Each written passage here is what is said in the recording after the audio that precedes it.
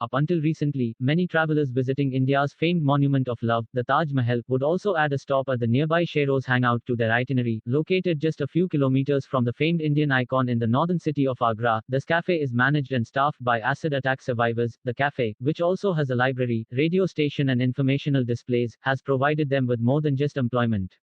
It has given them the confidence to face society without shame, while learning valuable career skills, but the COVID-19 pandemic and its subsequent lockdown have taken their toll on the Sheros Hangout Cafe.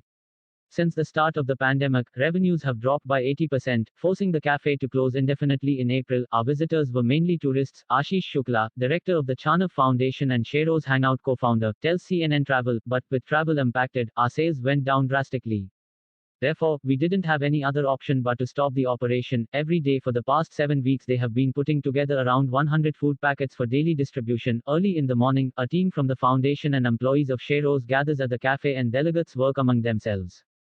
Some go to the market to buy vegetables while some cook. Others go to some of the city's worst hit areas to distribute the food packets. Every person has a specific role to play in the assembly line. The women of Sheros have also utilized the lockdown period to diversify their skills, exploring different avenues that will allow them to follow their passions. Shukla says a few of the younger women signed up for beautician courses as they want to open their own salons.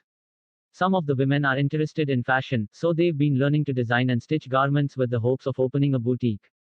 Others are focusing on making jewelry. Rupa, 26, from the city of Muzaffarnagar in Uttar Pradesh, has undergone 7 surgeries since the age of 13, when her stepmother splashed acid on her.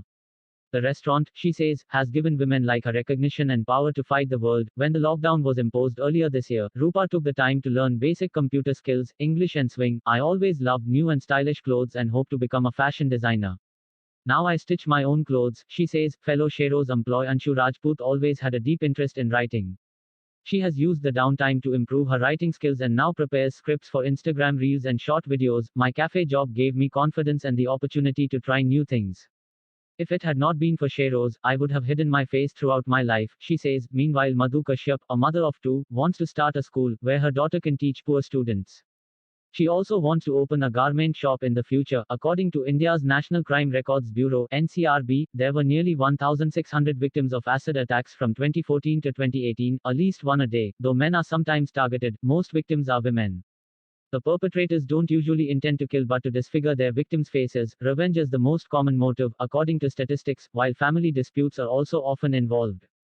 These men, women and, at times, children, face lifelong isolation as they cover their faces and shun society. Laws are in place to deter this heinous crime, while over-the-counter sales and purchases of acid are regulated. As per Section 326A of the Indian Penal Code, a perpetrator can face a minimum of 10 years imprisonment, which can extend to life imprisonment, with fines. However, the conviction rate is very low. The Sheros Hangout Cafe has changed the lives of many female victims, not only providing financial stability but by also allowing the badly scarred victims to face the world with dignity. Here, the employees don't need to cover their disfigured faces.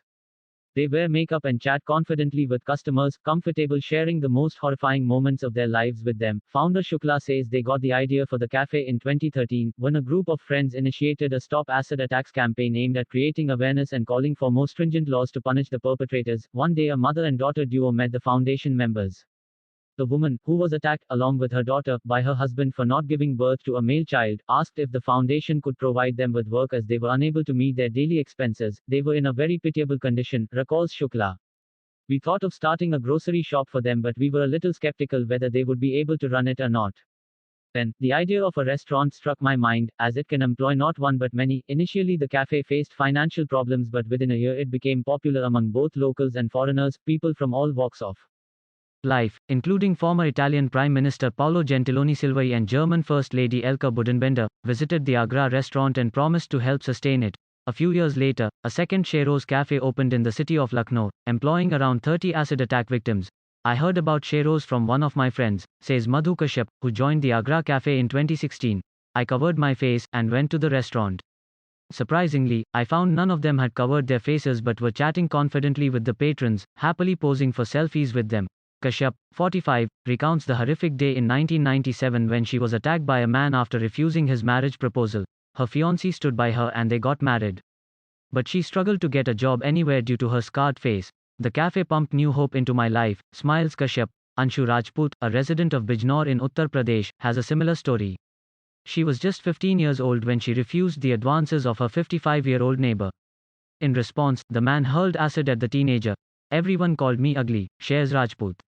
So, I veiled my face to avoid any hurtful comments. The only time I stepped out of my home was when I had to go to the hospital. I never thought of having a normal life again.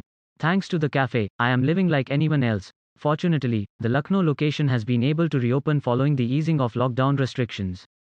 They have no rent obligations as the property was given to them by the government, but it will be some time before the Agra location is able to welcome patrons again, even though the Taj Mahal reopened to tourists in June. Based in rented premises, Sheros has high operational costs and many of their customers are foreigners, says co-founder Shukla. With India's borders still shut to international tourists due to the pandemic, it could be quite some time before the cafe is able to reopen, maybe as long as a year, Shukla speculates. For now, the foundation's priority is to secure the livelihoods of Sheros employees, and that includes equipping them with the necessary skills to pursue their dreams.